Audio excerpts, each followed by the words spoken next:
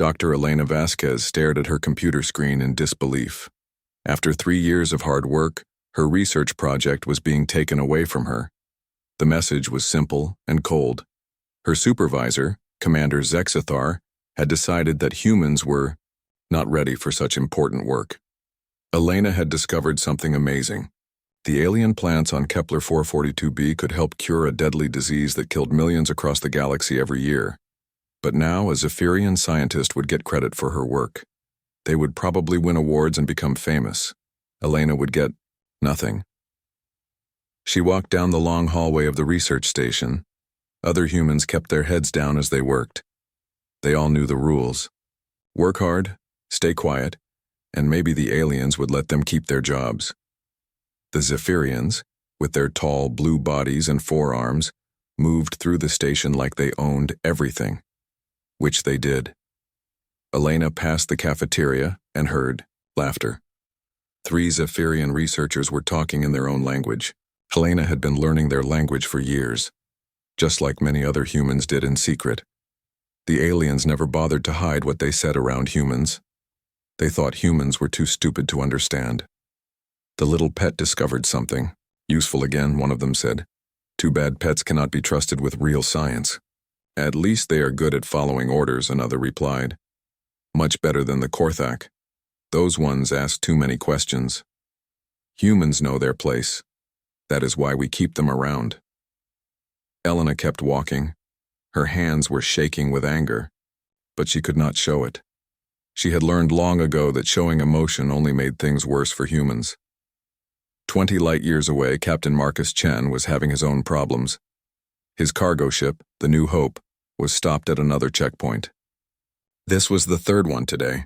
The Confederation warships always had some excuse to search human vessels.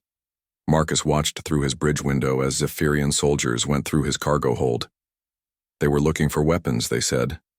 But Marcus knew they were really looking for any excuse to find him or take his cargo. His ship carried medical supplies to human colonies, nothing dangerous, nothing illegal. But that did not matter. Captain Chen, the Zephyrian commander said over the radio. We found some problems with your cargo manifest, Marcus sighed.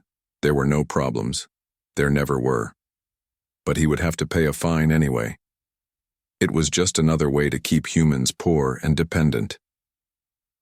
What kind of problems? Marcus asked.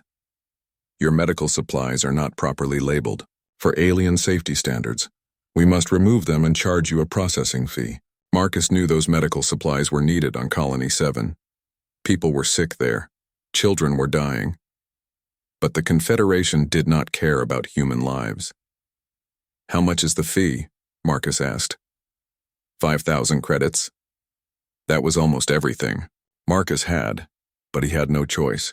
He paid the fee and watched the soldiers take half of his medical supplies.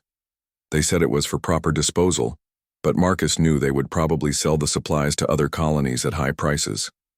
After the warships left, Marcus opened a secure communication channel.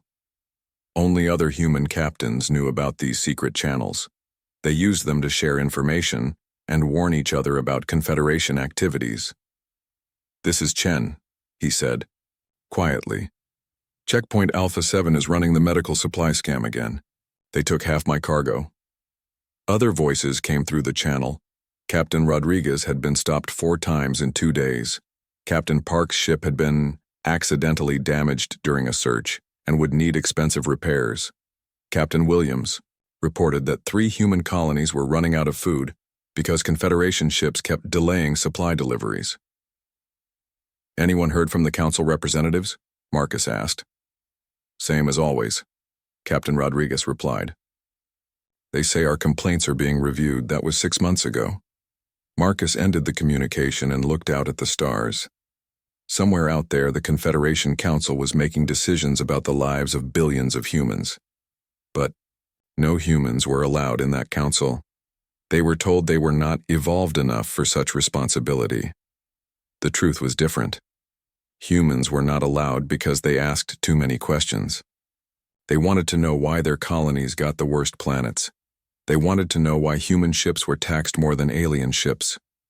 They wanted to know why humans could not carry weapons to defend themselves against pirates. The Confederation had answers for everything. Humans were a young species that needed guidance. Human colonies were given appropriate worlds for their development level. Human ships did not need weapons because the Confederation protected them. Human taxes were higher because humans used more resources. All lies. Marcus knew it. Elena knew it. Millions of humans across the galaxy knew it. But knowing the truth and being able to do something about it were very different things. Elena returned to her small apartment after her shift. She lived in the human section of the research station. The rooms were smaller here, and the air recycling system did not work as well. But it was still better than the conditions on many human colonies. She opened her personal computer and began typing. Elena was part of a secret network that most aliens did not know about. Humans across the galaxy shared information through hidden communication channels. They called themselves the Archive. Elena uploaded her research data to a secure server. Even though her project had been taken away, the information would not be lost. Other human scientists would continue her work. Someday humans would use this knowledge to help their own people. She also uploaded everything she had learned about the research station's security systems, the Zephyrian language, and alien technology. Other humans would study this information and add their own knowledge to the archive. Elena was not the only one collecting information. Human engineers learned how alien machines worked. Human traders mapped shipping routes and recorded alien business practices. Human janitors and maintenance workers had access to places where important conversations happened. The aliens thought humans were just workers and servants. They never imagined that every human was potentially a spy. They spoke freely around humans, shared technical information, and never bothered to change their security codes. After all, what could humans do with such information? Marcus docked his ship at New Shanghai Station, one of the largest human settlements in this part of the galaxy. The station was built inside an old asteroid and was home to 2 million people. Like all human settlements, it was overcrowded and underfunded. But it was also something the aliens did not understand. It was a community. Marcus walked through the busy corridors. Children played in small parks carved from rock. Adults worked together to maintain systems and grow food. Everyone helped everyone else because they had to. The Confederation gave them just enough resources to survive, but not enough to thrive. But Marcus saw something else as he walked. Hidden in plain sight were the signs of preparation. A maintenance worker rewiring a communications panel was actually installing equipment for the secret network. A group of teenagers playing a computer game were actually learning military tactics. A cooking class was teaching people how to make emergency rations from basic materials. Humans were getting ready for something. Marcus did not know what, but he could feel it. After centuries of being pushed around, something was building. The aliens thought they had broken human spirit. They were wrong. Elena finished her report and closed her computer. Tomorrow she would go back to work and pretend nothing had changed. She would be polite to Commander Zexthar and follow orders. She would act like a good human pet. But inside she was counting days. Every piece of information collected, every insult endured, every injustice recorded, it all mattered. Humans had long memories and infinite patience. The aliens would learn this lesson eventually. The question was not if something would happen. The question was when. The news reached Elena first through the secret communication networks. A human mining team on New Geneva had found something incredible. Quantum crystals. Lots of them. More than had ever been discovered in one place before. Quantum crystals were the most valuable resource in the galaxy. They made faster than light communication possible. Without them, the Confederation could not control its vast empire. Every major alien civilization would pay any price for a steady supply of these crystals. Elena read the reports from New Geneva with growing excitement. The human colonists there had been struggling for decades. Their planet was mostly desert with thin air. Growing food was hard. Building cities was harder. But they had never given up. Now they had found something that could change everything. The crystals were deep underground, in caves that were too small for most alien species to enter.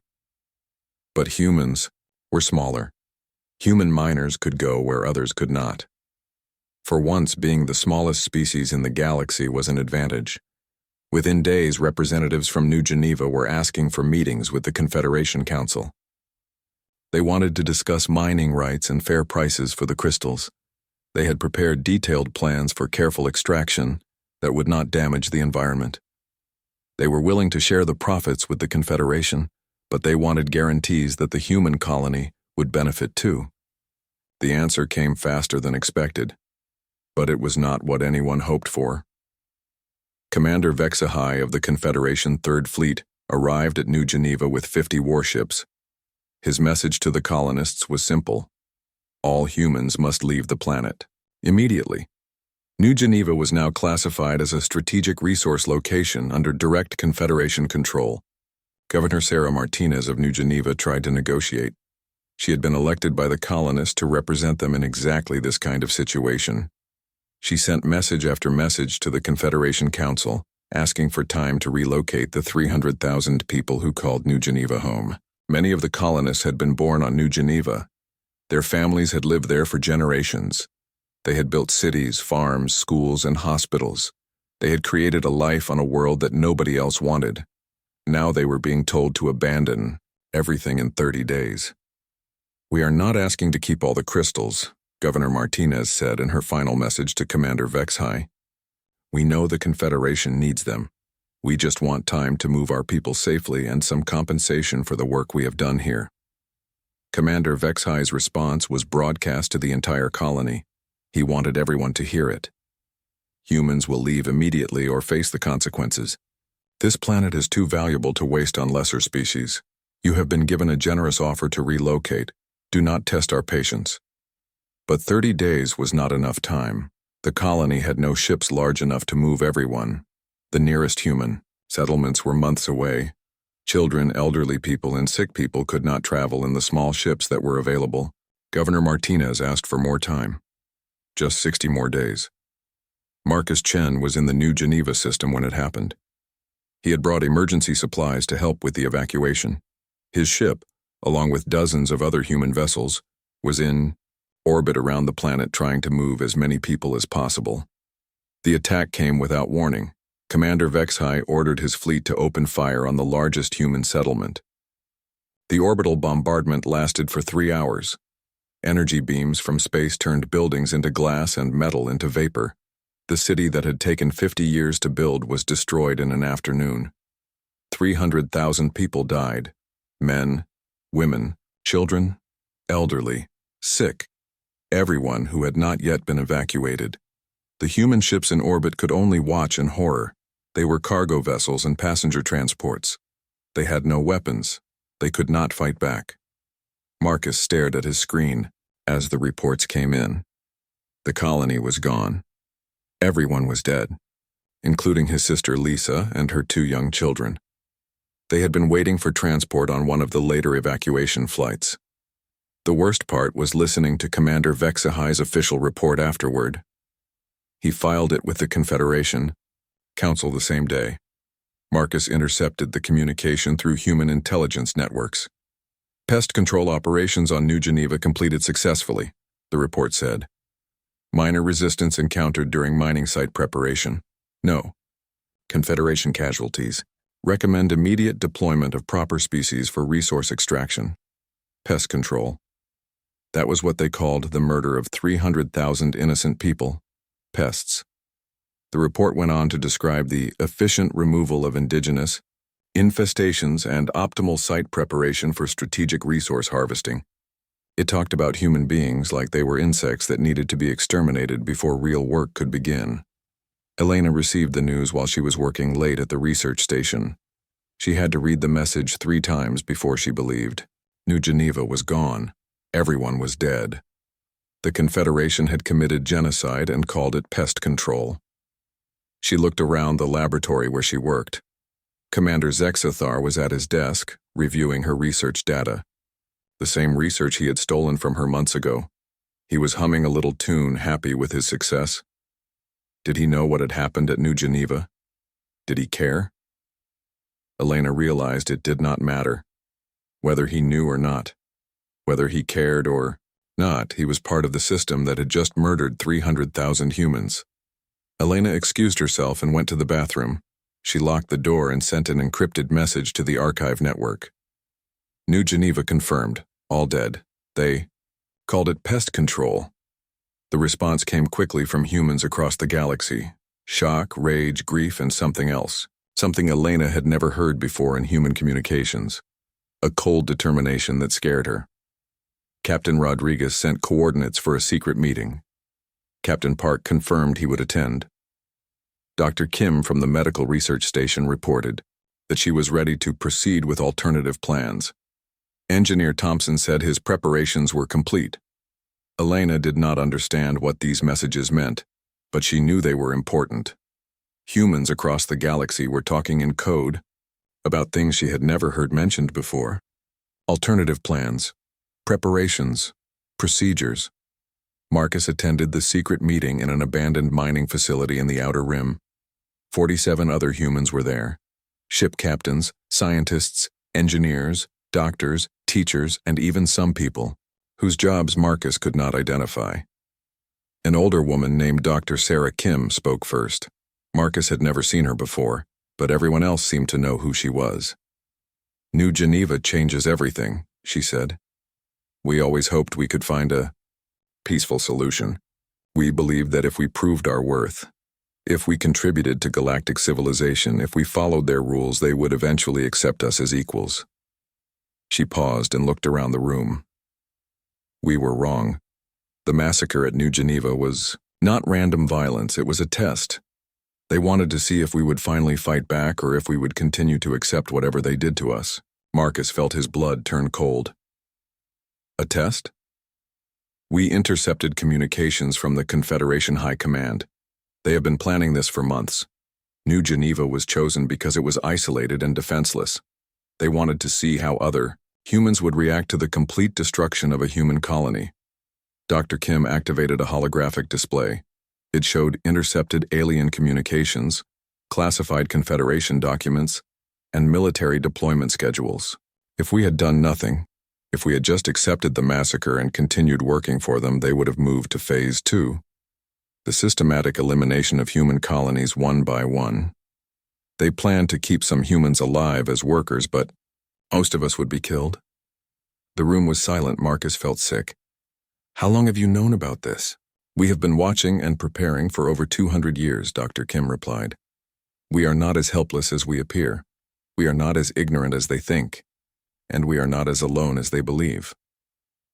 She changed the display to show a map of human settlements across the galaxy.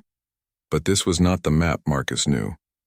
This map showed secret facilities, hidden bases, disguised ships, and something called archive centers on hundreds of worlds. Every human who has ever been mistreated, every human who has ever been insulted, every human who has ever watched their work be stolen, they are all part of this. We have been collecting information, developing technology, and building networks for centuries. Marcus stared at the display. You mean we can actually fight back? Dr. Kim smiled, but it was not a happy smile. It was the smile of someone who had been planning revenge for a very long time. Captain Chen, we have been preparing for war since the day the first human ship reached the stars. The aliens made one crucial mistake. They underestimated us. They thought we were weak because we seemed peaceful. They thought we were stupid because we followed orders. They thought we were harmless because we never fought back. She gestured to the other people in the room. Everyone here has been working toward this moment. We hoped it would never come. But New Geneva proved that we cannot coexist with the Confederation. They will never see us as equals. They will never stop trying to destroy us. Elena stared at the files that had appeared on her secure terminal overnight. Everything she thought she knew about humanity's place in the galaxy was wrong. The archive was not just a network of information sharing. It was something much bigger, much older, and much more organized than she had ever imagined. Dr. Sarah Kim's real identity was revealed in the first file. She was not just a medical researcher. She was the director of human strategic operations, a position that had existed for over 2 centuries. The archive was not a loose collection of humans sharing information. It was a shadow government that had been preparing for exactly what happened at New Geneva. The second file showed Elena the true scope of human activities across the galaxy. Every human settlement, every human worker, every human ship was part of a vast intelligence network. Janitors in Confederation buildings had been copying security protocols for decades. Human engineers working on alien ships had been installing hidden monitoring devices. Human translators had been recording private conversations between alien leaders. Elena learned that her own research had been part of this network from the beginning. When she discovered cures for alien diseases, that information was shared with human scientists across the galaxy. When she learned about alien biology and genetics, that knowledge was stored in secret databases.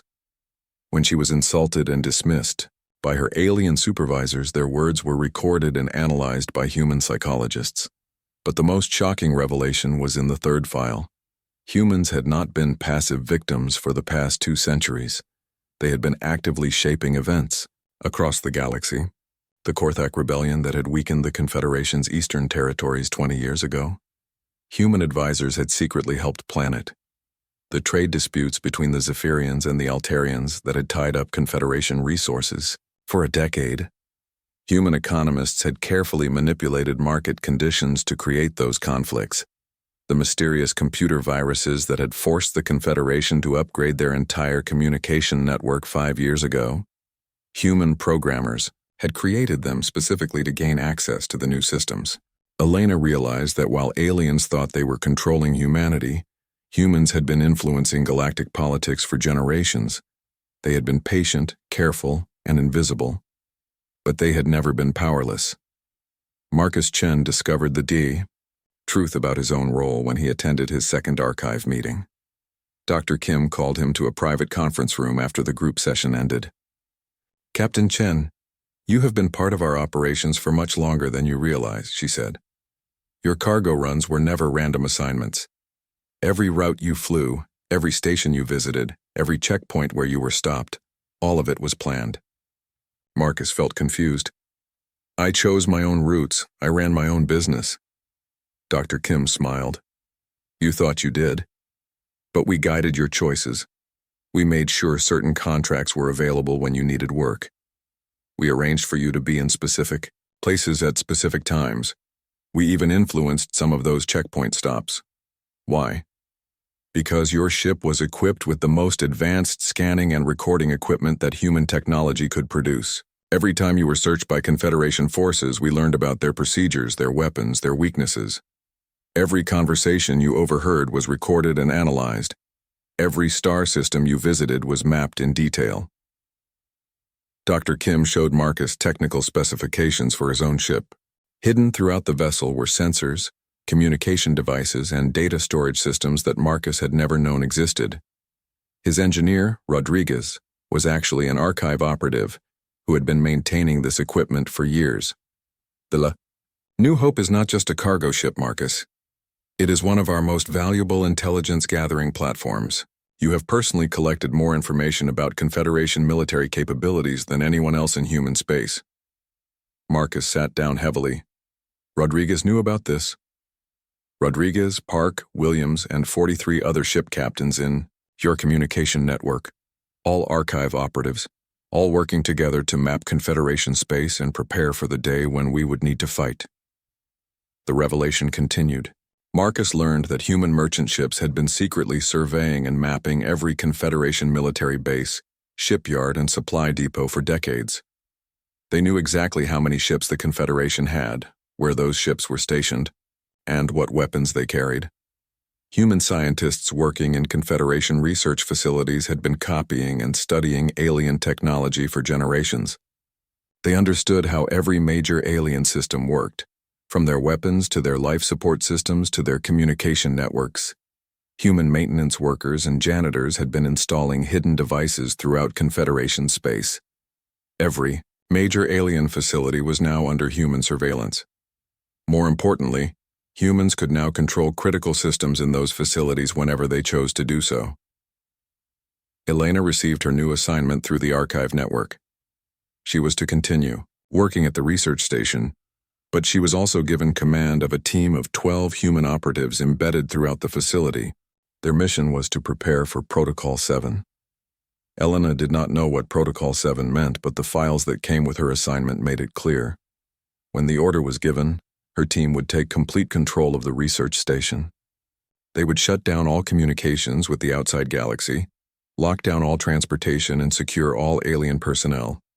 Similar teams existed on thousands of facilities throughout Confederation space. Human operatives were embedded in military bases, government offices, research centers, industrial facilities, and even private alien businesses. When Protocol 7 was activated, humans would simultaneously take control of critical infrastructure across the entire Confederation. But Elena learned that taking control was only the first step. The archive had much more ambitious plans. Dr. Kim revealed the full scope of human preparations during a galaxy-wide secure communication session. Elena watched from her station as thousands of human operatives from across the galaxy participated in the briefing. "For 2 centuries we have been the invisible species," Dr. Kim began. "We have worked in their facilities, maintained their equipment, and served their needs. They have never paid attention to us because they believed we were harmless. This was their greatest mistake." The display showed a detailed map of Confederation space. Every major system, every important facility, every military installation was marked. But the map also showed something else: hidden human bases, disguised human fleets, and secret human colonies that the Confederation had never discovered.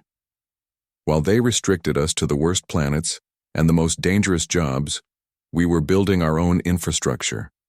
While they limited our access to advanced technology, we were developing our own innovations. While they kept us divided and weak, we were creating the largest intelligence network in galactic history. Elena stared at the display in amazement. The archive controlled hidden shipyards that had been building advanced human warships for decades. They operated secret research facilities where human scientists had developed weapons and defensive systems specifically designed to fight alien technology. They maintained supply depots and communication networks that were completely unknown to the Confederation.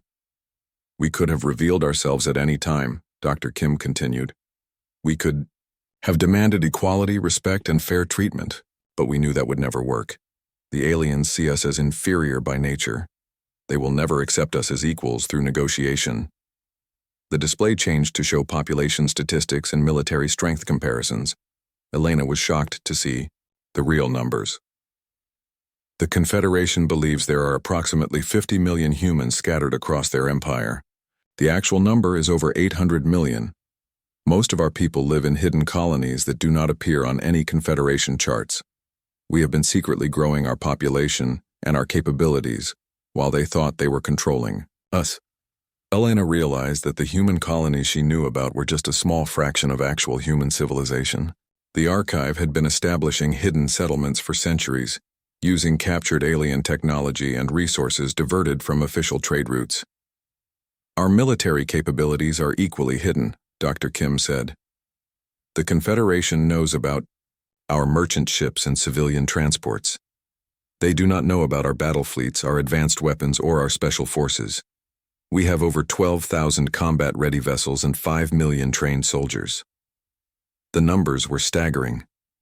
The Confederation had always assumed humans were a small, weak species that posed no threat to galactic stability. They had never bothered to count human ships or monitor human populations carefully. They had been wrong about everything. "The massacre at New Geneva was meant to test our resolve," Dr. Kim said. "The Confederation wanted to see if we would fight back or accept our fate. They have their answer now." Dr. Kim's expression became cold and determined. "We will not accept genocide. We will not accept slavery. We will not accept being treated as pests to be exterminated. New Geneva was their test. Now comes our response." Elena learned that the response had been planned for decades. The operation began at exactly midnight, Galactic Standard Time, across all human settlements simultaneously. Elena watched her chronometer as the final seconds counted down. 3, 2, 1. Protocol 7 was activated. Elena's first task was simple: She walked to the main communication console of the research station and entered a code she had memorized months ago. The console immediately locked out all external communications. No messages could be sent from the station to anywhere else in the galaxy. At the same time, her team of 12 human operatives moved to their assigned positions throughout the facility. They had been janitors, maintenance workers, and low-level researchers for years. The alien staff had barely noticed them. That invisibility was about to become their greatest weapon. Elena activated her secure communicator and spoke one word: Shadowfall.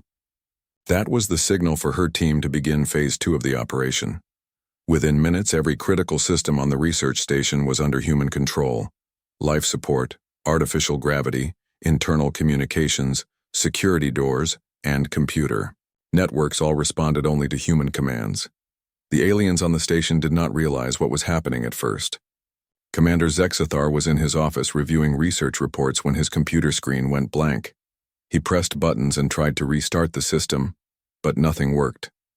He called for technical support, but no one answered. Elena walked into his office without knocking. She had never done that before.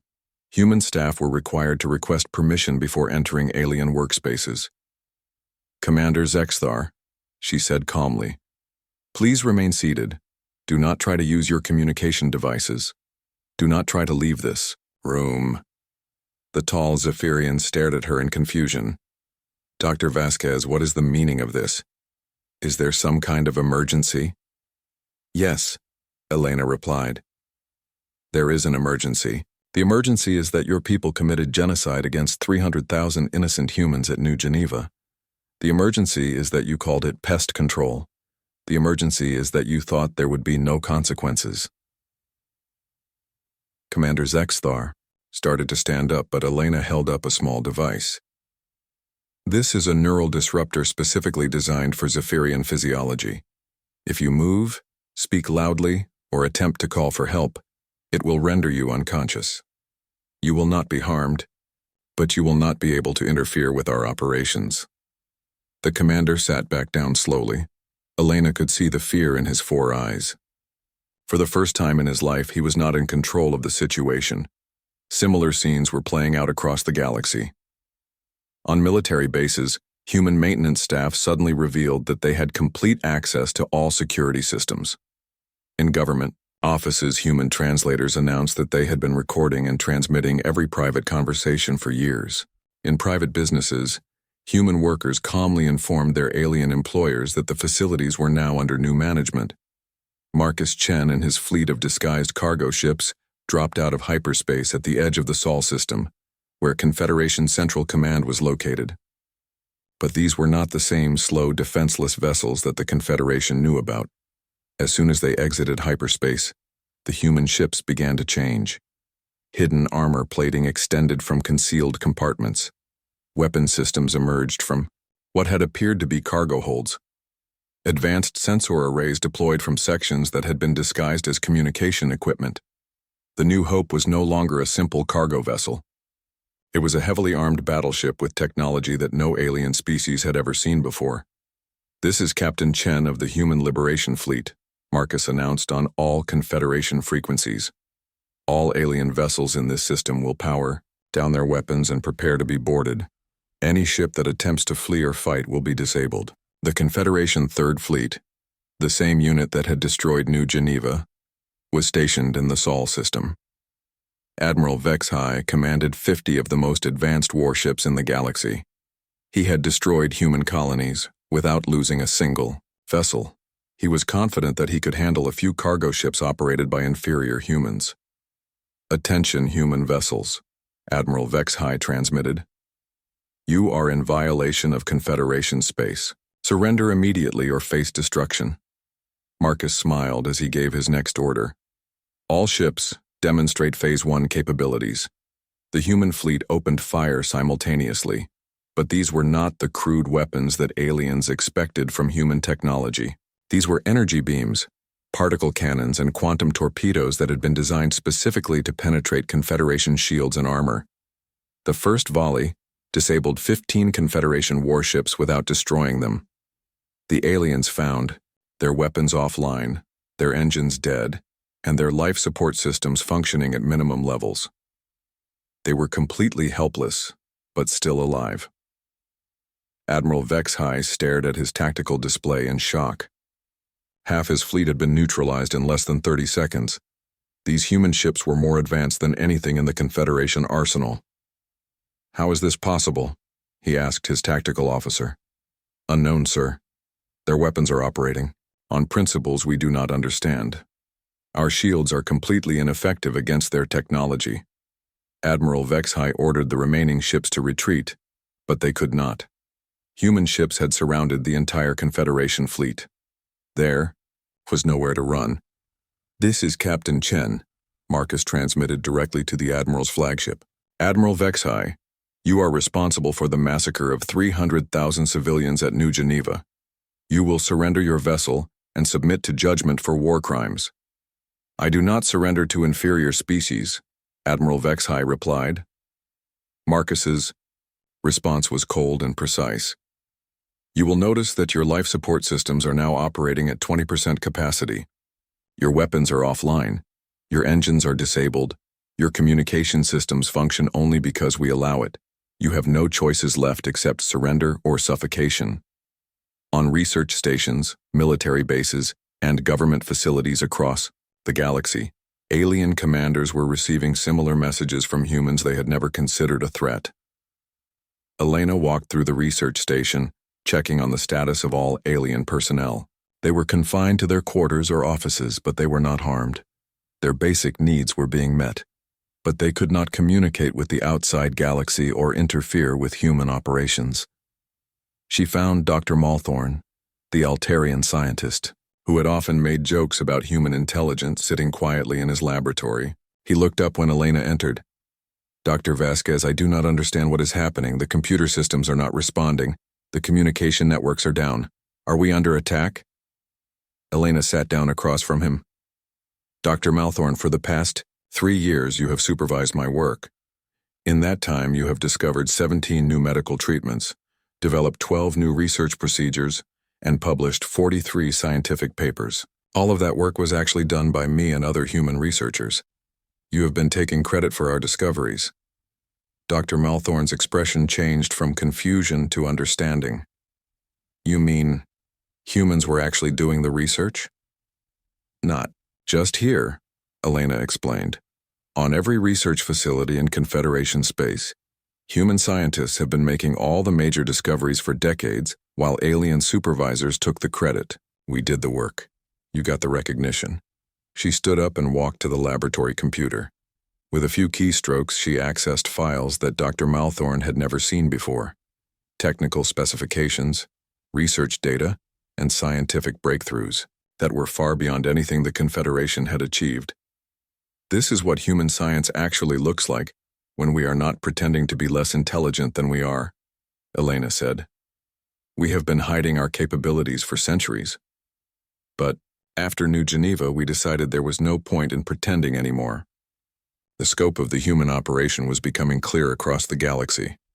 Every major Confederation facility was under human control. Communication networks were down. Transportation systems were offline. Military fleets were disabled or surrounded. But humans were not destroying anything. They were not killing anyone. They were simply demonstrating that they had always been in control of the infrastructure that kept Confederation civilization running. Dr. Kim broadcast a message to every screen and communication device in Confederation space. She appeared calm and professional, like a scientist giving a routine presentation. "Citizens of the Confederation," she began, "you are witnessing the end of an era. For over 1,000 years, your governments have ruled the galaxy through force and intimidation. You have treated other species as inferior and humans as barely worthy of existence." The display behind her showed footage from New Geneva, the orbital bombardment, the destruction, the death. 3 days ago, Confederation forces murdered 300,000 human civilians. They called it pest control. They filed official reports describing the systematic extermination of families, children, elderly, and sick people as efficient removal of indigenous infestations. Dr. Kim's expression hardened. Today, humanity responds to that genocide, but we do not respond with genocide of our own. We respond with truth. The display changed to show the real statistics of human civilization: population numbers, technological capabilities, military strength, and economic resources that dwarfed anything the Confederation had previously known about humanity. 6 months later, Elena stood in the same laboratory where she had worked for years. But everything had changed. The research station was now part of the Galactic Research Consortium, a new organization where all species worked together as equals. Commander Zexthar was gone. He had been transferred to a small research facility on a quiet world where he could contribute his knowledge without commanding others. It was not punishment exactly, but it was justice. He would spend the rest of his career being supervised by others instead of supervising them. Dr. Malthorn remained at the station, but now he worked directly with Elena on projects they designed together. He was learning to appreciate human scientific methods, and Elena was learning from his experience with long-term biological studies. Their research was progressing faster than either of them had achieved alone. Elena reviewed the reports from research stations across the galaxy. Human scientists were now free to publish their work under their own names. Medical breakthroughs that had been suppressed for decades were being shared with all species. Agricultural techniques developed by human farmers were helping alien worlds increase food production. The Confederation's old system had wasted enormous amounts of talent and knowledge. By keeping humans in subordinate roles, they had limited the potential of the entire galaxy. Now that humans could work freely, scientific progress was accelerating at an incredible rate. Marcus Chen commanded a very different kind of ship now. The New Hope was still a cargo vessel, but she carried trade goods between equal partners instead of tribute from conquered subjects. The checkpoints were gone. The arbitrary taxes had been eliminated. The searches and delays that had made his life miserable for decades were history. Marcus was part of the new Galactic Trade Authority, an organization run jointly by all species. Human merchants, alien traders, and mixed crews worked together to create fair trade routes and honest business practices. Profits were shared more equally, and no single species dominated interstellar commerce. But Marcus's most important job was commanding one of the memorial ships that visited New Geneva every month. The planet was now a protected monument to the victims of Confederation genocide. No mining was allowed, no development was permitted. The quantum crystals remained in the ground as a reminder that no resource was worth the cost of innocent lives. Families of the victims came to New Geneva to remember their loved ones. Marcus often met with survivors who had been evacuated before the massacre. He helped them tell their stories and ensured that future generations would understand what had happened there. Admiral Vexhai was still alive, but his life had changed completely. He lived comfortably on a small world designated for former Confederation military officers. He had access to libraries, entertainment, and social activities. But he could never command a ship again. He could never give orders to other beings. He could never make decisions that affected the lives of others. It was not cruel punishment, but it was absolute justice. The being who had casually ordered the death of 300,000 people would spend the rest of his life being completely irrelevant to galactic affairs. Dr. Kim had become the first Director General of the Galactic Council, a new governing body where all species had equal representation. Humans did not rule the galaxy alone, but they were no longer excluded from decisions that affected their lives. The council met on New Terra, a world that had been built specifically to serve as a neutral meeting place. Representatives from dozens of species worked together to create laws, resolve disputes, and coordinate galaxy-wide projects. Elena attended one of the council sessions as a scientific advisor. She watched as former enemies debated policy questions with respect and civility. Zephyrians worked alongside humans on environmental protection laws. Altarians collaborated with Korthak engineers on infrastructure projects. It was not perfect. There were still disagreements, misunderstandings, and conflicts between species. But now these problems were solved through negotiation instead of conquest. Disputes were resolved in courts instead of battlefields. Elena presented her latest research to the council. She had developed a new medical treatment that could help all oxygen-breathing species recover from certain genetic diseases. The treatment was based on human medical knowledge combined with alien biological research. This discovery was only possible because our species are now working together, Elena explained to the assembled representatives. Human scientists provided the theoretical framework. Zephyrian researchers contributed data about genetic structures. Altarian doctors conducted clinical trials. No single species could have achieved this alone. The council voted unanimously to fund distribution of the treatment to all worlds that needed it. Elena realized that this was what cooperation was supposed to look like. Everyone contributed their strengths. Everyone benefited from the results. After the session, Elena walked through the gardens of New Terra. The planet had been designed as a showcase of what different species could build together. Human architects had worked with alien engineers to create cities that accommodated the needs of all galactic civilizations. She found Dr. Kim sitting by a memorial fountain dedicated to the victims of all wars and genocides throughout galactic history. The names of the New Geneva dead were engraved in stone along with millions of others who had died because of hatred and prejudice. "Do you think we did the right thing?" Elena asked. Dr. Kim considered the question carefully.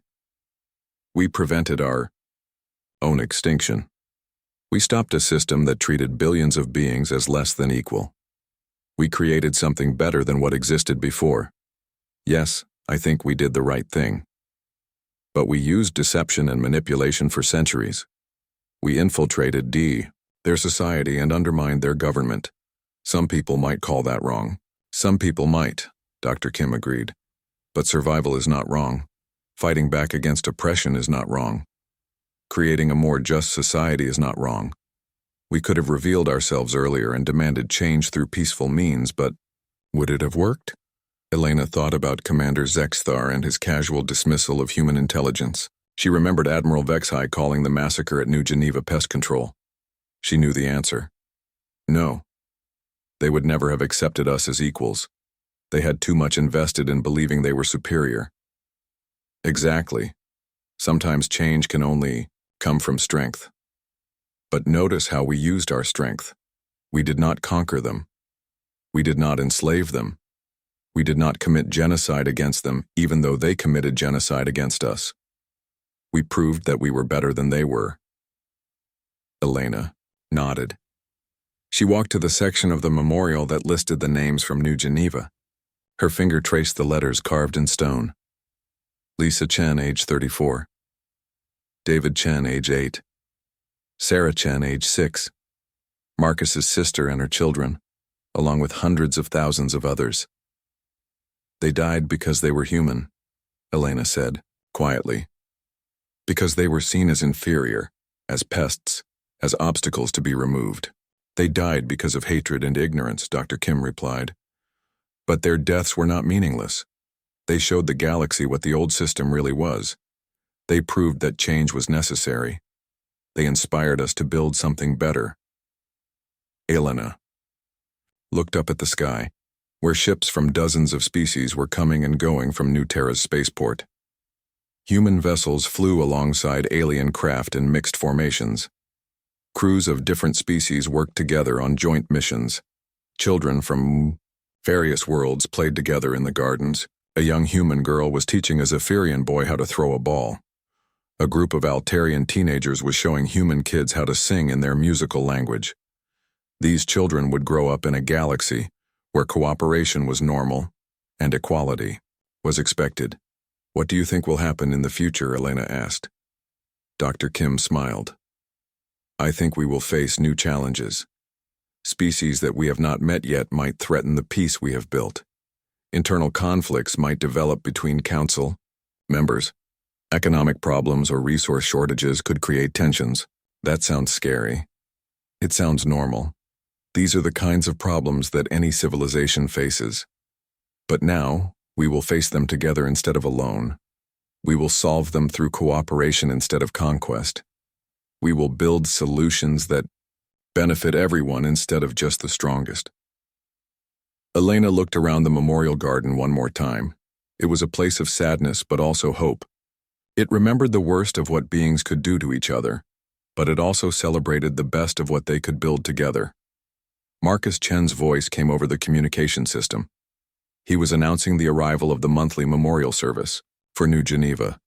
Families and friends of the victims were gathering to remember their loved ones and to renew their commitment to ensuring that such tragedies never happened again. Elena joined the ceremony along with hundreds of other beings from across the galaxy. Humans, Zephyrians, Altarians, Korthak, and dozens of other species stood together in silence. They remembered the dead. They honored the survivors. They promised to protect the future. At the end of the ceremony, Dr. Kim spoke to the gathered crowd. New Geneva teaches us that hatred has consequences, but the galaxy we have built since then teaches us that cooperation has even greater consequences. We chose to respond to genocide not with revenge, but